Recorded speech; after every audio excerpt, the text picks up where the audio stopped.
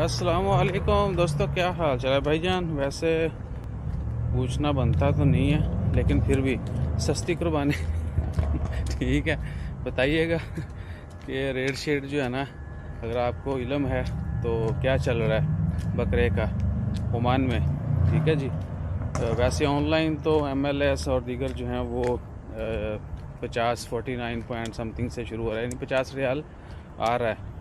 Market में आपके सामने ही है, विज़िट करें। जानवर सस्ता लाएंगे भी तो उसका फिर ज़िबा और बाकी सारे मामलात तो आपने ज़रूर बताना है, अगर आपके इल्म में है कि जी सस्ती जो है ना कुर्बानी आप कहाँ कैसे जो है ना वो सब इंतज़ाम कर सकते हैं, ज़रूर बताइएगा। ठीक है, बस ये अचानक ही जहन में ख्याल आया। एक्चुअली ये बहुत सारे और लोगों के भी ख्यालात थे, लेकिन हिम्मत मैंने की।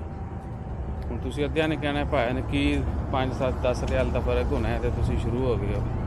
बहरहाल ज़रूर बताइएगा, मिलते हैं, आपसे ही मिलते हैं। इधर कोई नई बारबर शॉप ओपन हुई है, पाकिस्तानी है, तो उनका भी जो है ना उनके ऊपर भी बला फेरेंगे। तो अपना ख्याल रखिएगा, दुआ में याद रखिएगा। जज़ाकल्लाह, अल्लाह हाफिज़। ज़रूर बताइएगा।